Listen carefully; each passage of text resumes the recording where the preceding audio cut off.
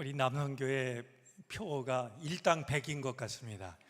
오늘 이렇게 새 남성교회 또 힘차게 찬양을 해주셔서 고맙습니다. 우리가 신앙적으로 신앙을 지키기 위해서 내적 싸움을 싸워야 될 것이 많이 있는데요, 이거 굉장히 중요한 얘기입니다. 우리가 신앙을 지키기 위해서 내적 싸움을 해야 될 일들이 얼마나 많이 있겠습니까? 근데 그 중에 빠뜨릴 수 없는 게 있습니다. 우리의 예배, 우리의 찬송, 우리의 기도, 이것이 의무가 되지 않도록 하는 것, 짐이나 부담이 되지 않도록 하는 것, 이것도 우리가 정말 애써 싸워야 될 일입니다.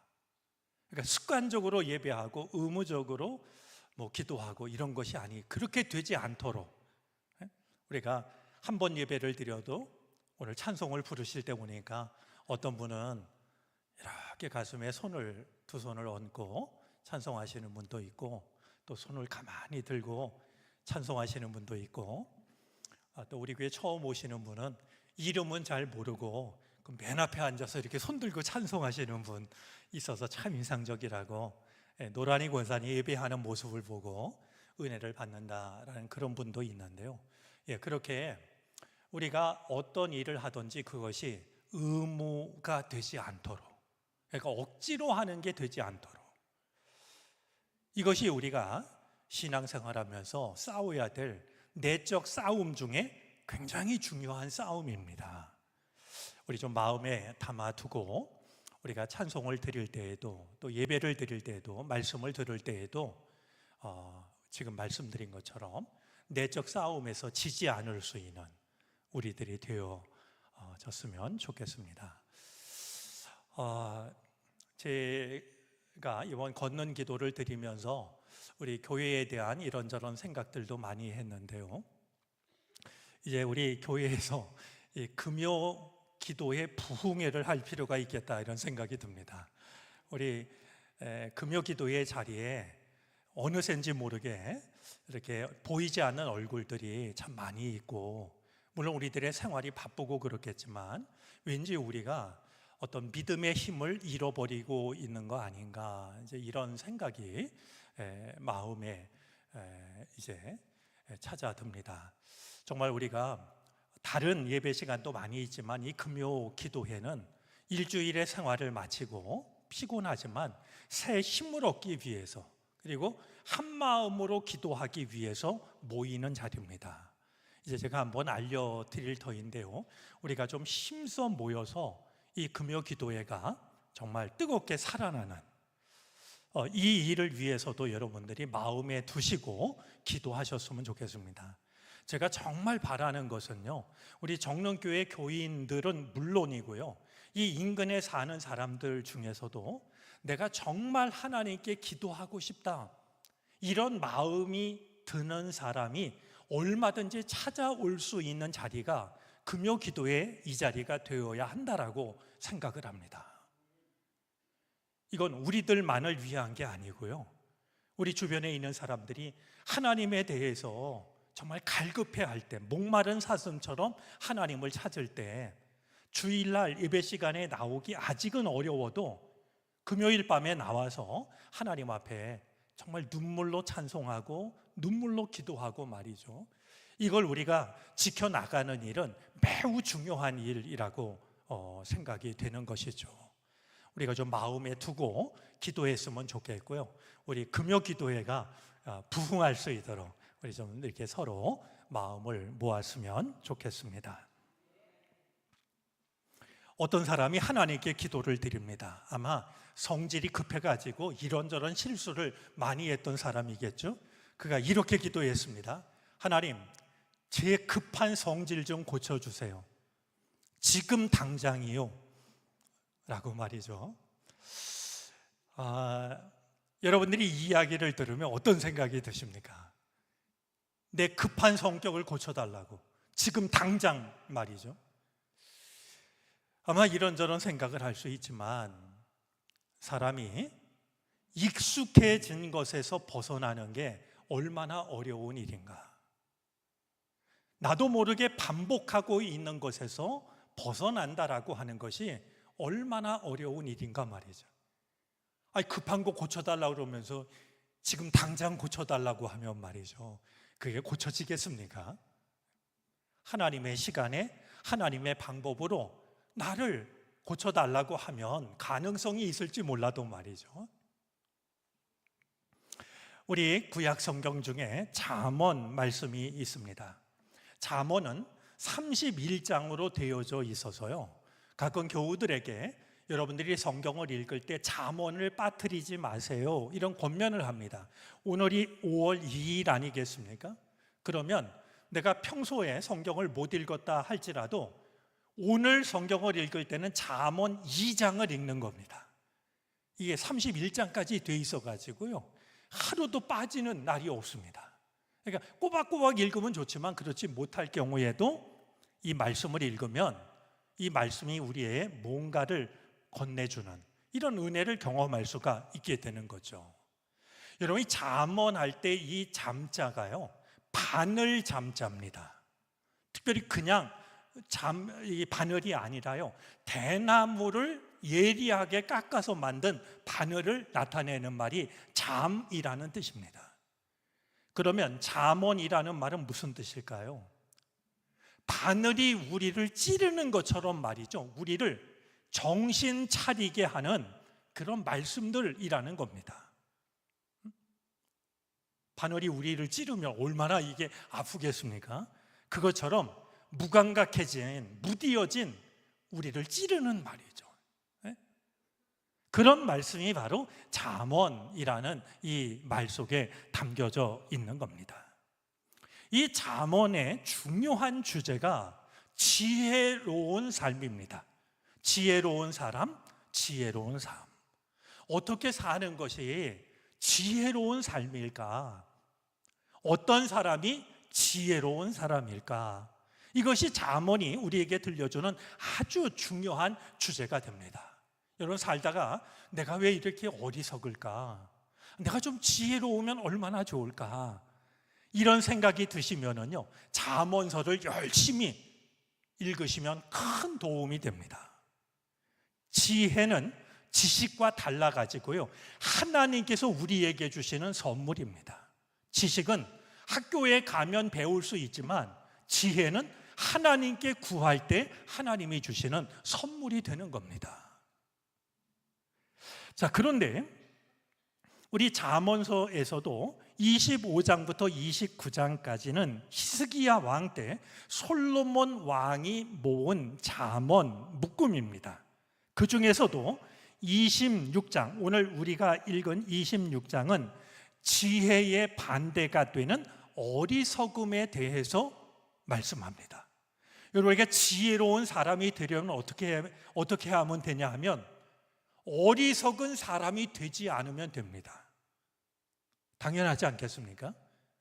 우리가 지혜로운 사람이 되는 것이 어렵다라고 하면 먼저 노력을 해야 될 게요, 어리석은 사람이 되지 않는 겁니다. 그러면 나도 모르게 어느새 지혜로운 사람이 될 수 있을 테니까 말이죠. 우리 26장에서 말씀하고 있는 어리석은 사람과 관련된 잠언들을 살펴보면 다음과 같습니다. 우리 여러분들 세번역 성경을 보시면 26장이라는 숫자 위에 미련한 사람이 되지 말아라, 이런 제목이 붙어 있는 걸 보게 될 겁니다. 그러니까 지혜로운 사람이 되려면 어리석은 미련한 사람이 되지 말라라고 하면서 어떤 사람이 미련한 사람인지 어떤 사람이 어리석은 사람인지를 말씀하고 있는 겁니다. 몇 가지를 살펴보면 다음과 같습니다. 먼저 1절 말씀을 보면요, 미련한 사람에게는 영예가 어울리지 않는다 했습니다. 미련한 사람, 어리석은 사람에게는 영예가 어울리지 않는다라는 겁니다. 그러면서 이 어리석은 사람에게 영예를 주는 것은 마치 여름에 눈이 내리는 것과 같고 추수 때에 비가 오는 것과 같다. 어리석은 사람이 영예를 얻는 것은 여름에 눈이 오는 것과 같고 추수 때에 비가 오는 것과 같다는 거예요. 아주 이상한 일이고, 또 하나는 무익한 일이라는 겁니다. 여러분, 추수 때 비가 오면, 추석 때 비가 오면 이게 뭐라고 부르나요? 이게 천리에 천석을 감한다고 그랬나요? 하여튼 추수 때 비가 오면은요, 이 거둬들이는 양이 눈에 띄게 줄어듭니다. 우리 한문에도 하로 동선이라는 말이 있습니다. 여름 화로, 겨울 부채라는 뜻인데요, 때에 맞지 않아서 아무런 소용이 없는 것을 가리키는 말입니다. 그러니까 어리석은 사람에게 영예가 가는 것은, 이거는 어울리지도 않고 백해 무익한 일이 된다라고 하는 것이죠. 자, 8절 말씀도 비슷한 말씀을 일러주는데요, 미련한 사람에게 영예를 돌리는 것은 무린 매에 돌을 올려놓는 것과 같다 그랬습니다. 여러분, 이게 무슨 뜻일까요?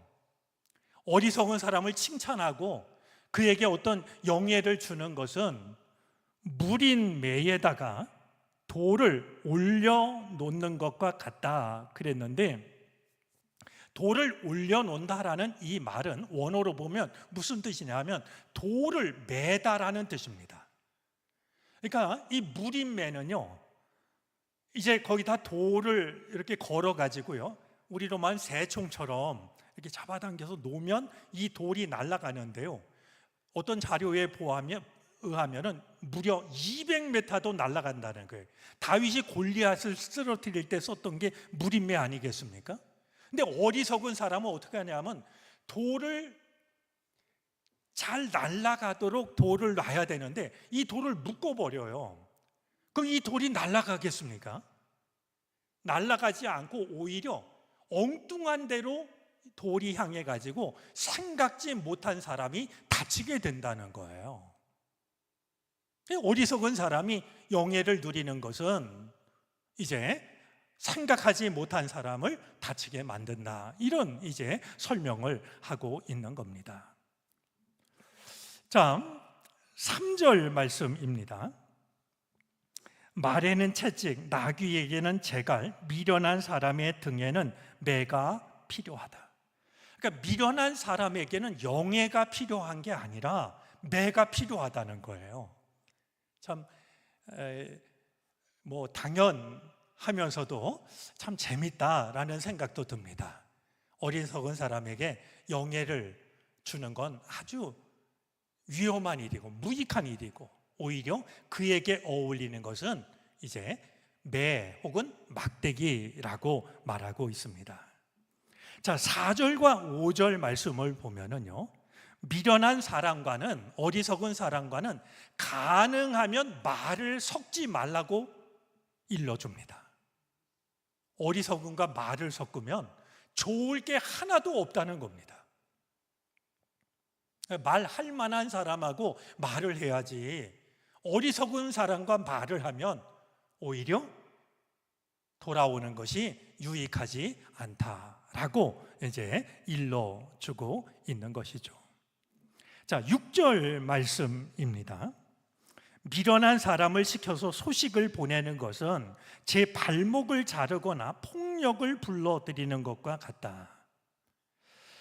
이 미련한 사람에게 중요한 일을 맡기는 것은 결국 자기의 발목을 자르거나 폭력을 불러들이는 것과 같다 그랬는데요, 이 폭력을 불러들이다라는 이 말은 또 다른 뜻이 있는 말인데, 어떤 뜻이냐면 독약을 마시다라는 뜻입니다. 어리석은 사람에게 중요한 일을 맡기는 것은 자기 발목을 스스로 자르거나 독약을 마시는 것과 다르지 않다라는 거죠. 한 가지만 더 살펴보면은요, 9절 말씀입니다. 미련한 사람이 입에 담는 잠언은 술 취한 사람이 손에 쥐고 있는 가시나무와 같다 그랬습니다. 여러분, 미련한 사람도요, 가끔 아주 멋있는 말을 할 때가 있습니다. 어리석은 사람도요, 어디서 들었는지 잠언을 말할 때가 있어요. 근데 이 어리석은 사람이 말하는 잠언은요, 술 취한 사람이 손에 들고 있는 가시나무 같다고 말이죠. 술 취한 사람이 가시나무를 조심하겠습니까? 막 흔들어대면 누구에게 상처를 입힐지 모르는 그런 결과를 가져온다, 이렇게 말하고 있는 것이죠. 그런 점에서 우리 성경이 지혜로운 사람이 되라고 강조하면서 어떤 사람이 어리석은 사람인지, 어리석은 사람 앞에서 우리가 어떻게 대해야 하는지, 이것을 지혜로운 사람과 더불어서 일러주고 있는 것이 26장의 말씀의 중요한 내용이 되는 겁니다. 자, 그런데 어리석은 사람을 대표하는 중요한 이미지가 바로 오늘 우리가 읽은 11절 말씀 속에 담겨져 있습니다. 바로 개가 그 토한 것을 도로 먹듯이 미련한 사람은 어리석은 일을 되풀이한다. 여러분, 이 말씀은요, 신약 성경에서도 한번 인용이 됩니다.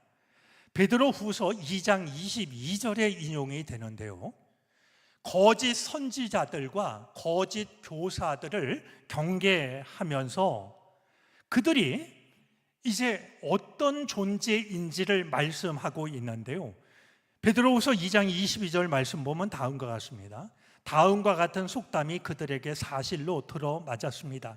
개는 자기가 토한 것을 도로 먹는다. 그리고 돼지는 몸을 씻고 나서 다시 진창에 뒹군다. 잠언 두 개를 들려주는데요, 하나는 개는 토한 것을 도로 먹는다, 또 하나는 돼지는 몸을 씻고 나서 다시 진창에 뒹군다. 이런 두 가지 격언을, 두 가지 잠언을 들려주고 있는 걸 확인하게 됩니다. 여러분, 오늘 이 말씀 앞에서 꼭 묻고 싶은 게 있습니다. 여러분이 한번 생각해 보시겠습니까? 개는 왜 토한 것을 도로 먹을까요?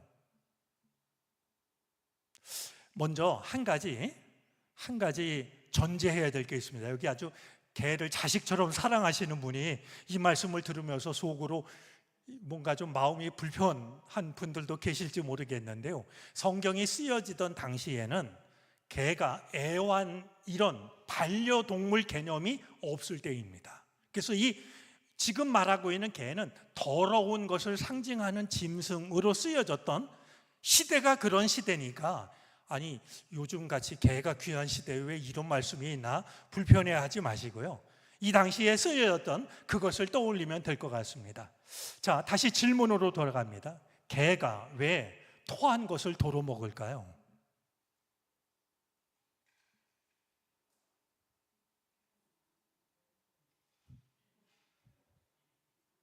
근데 저는 사실 말씀 준비하면서 궁금했는데, 개가 토한 걸 진짜 먹나요? 예? 먹어요. 예, 좋습니다. 예. 전 옛날에 먹고 지금 안 먹나 그래가지고 궁금했는데요, 먹는다니까. 예. 그럼 왜 개가 토한 걸 도로 먹을까요? 배가 고픈가? 예. 모르니까? 또 어떤 이유가 있을까요? 저는 말씀을 생각하면서 세 가지를 떠올려 봤습니다. 하나는 괜찮다고 생각해서, 아무렇지도 않다라고 생각해서. 왜 그러냐 하면 전에도 그런 적이 있고 다른 개들도 그러니까. 전에도 내가 토한 거 도로 먹은 적도 있고, 내 옆에 있는 다른 놈들도 토한 거 도로 먹는 걸 봐가지고, 저래도 되는구나, 괜찮다고 생각해서 도로 먹을 수 있을 것 같아요. 또 하나는 습관적으로 말이죠. 그게 이미 몸에 배가지고 습관적으로 먹을 수 있을 것 같아요. 그게 몸에 배에서 전혀 이상할 게 없고 말이죠.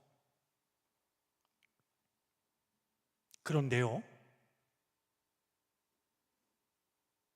왜 토한 걸 먹을까라는 질문 앞에서 빠뜨릴 수 없는 대답이 떠올랐습니다.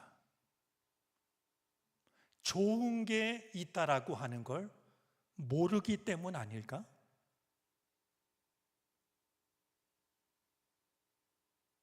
내가 선택할 수 있는 것 중에 조금만 기다리면이라든지 조금만 노력하면이라든지 얼마든지 토한 걸 도로 먹지 않아도 얼마든지 좋은 걸 먹을 수 있다라고 생각하면 왜 토한 걸 도로 먹을까?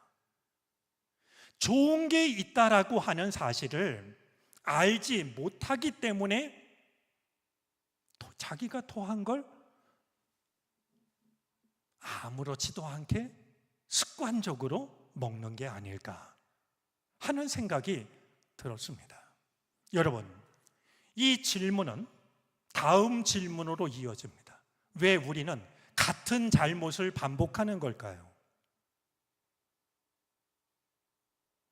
왜 우리는 같은 잘못을 되풀이하는 걸까요?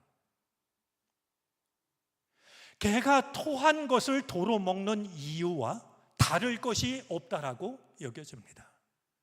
그래도 괜찮다라고 생각하니까 그게 어느새 습관이 돼서 그거보다 정말로 좋은 것이 따로 있다라는 것을 모르기 때문에 우리는 같은 잘못을 반복하고 있는 것이 아닐까? 내가 하는 잘못을 나도 전에도 했던 거고 내가 보니까 다른 사람들도 하고 있고 괜찮다고 생각해서 개가 토한 걸 도로 먹듯이 같은 잘못을 반복하는 거죠. 어느새 그 잘못이 습관이 돼가지고요, 이게 잘못인 줄도 모르고 같은 일을 반복할 때가 있어요.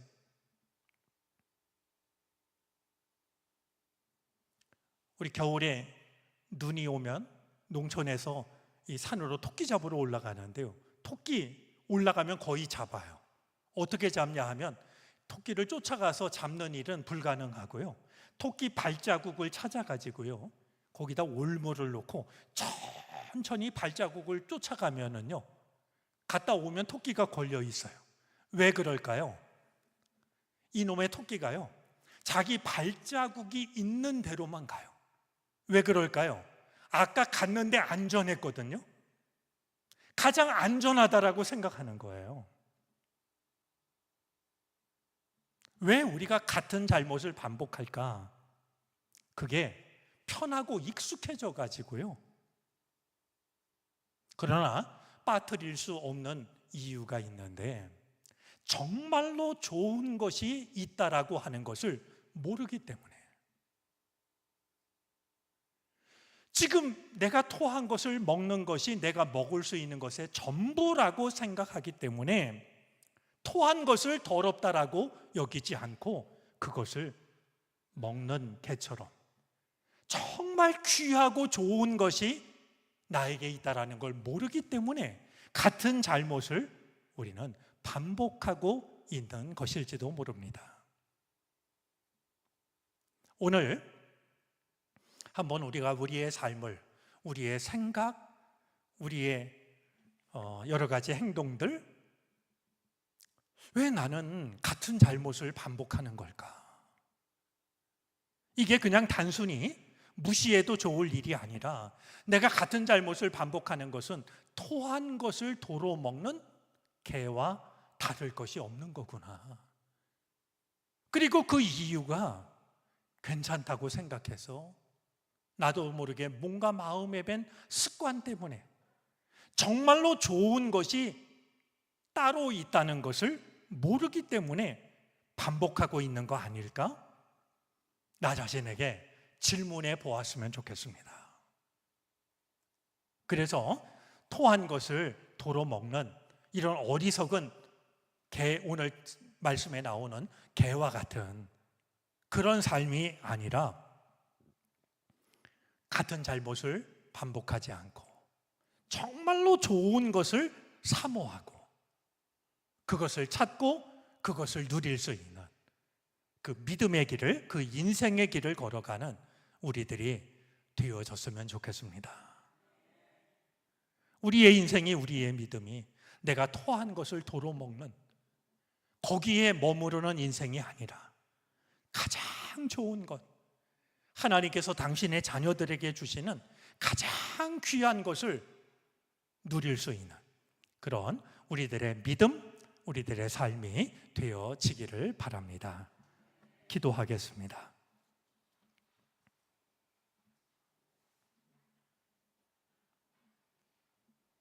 하나님, 우리는 어리석어서 그리고 너무나 약해서 같은 잘못을 반복할 때가 있습니다. 전에도 했던 잘못을 아무렇지도 않게 되풀이할 때가 있습니다. 괜찮다고 생각해서 어느새 습관이 되어서 더 좋은 것이 있는 것을 알지 못해서 토한 것을 도로 먹는 개와 같이 잘못을 반복할 때가 있습니다. 그런 나 자신을 있는 그대로 바라보게 하여 주시옵시고 벗어나게 해 주시기를 바라고 원합니다.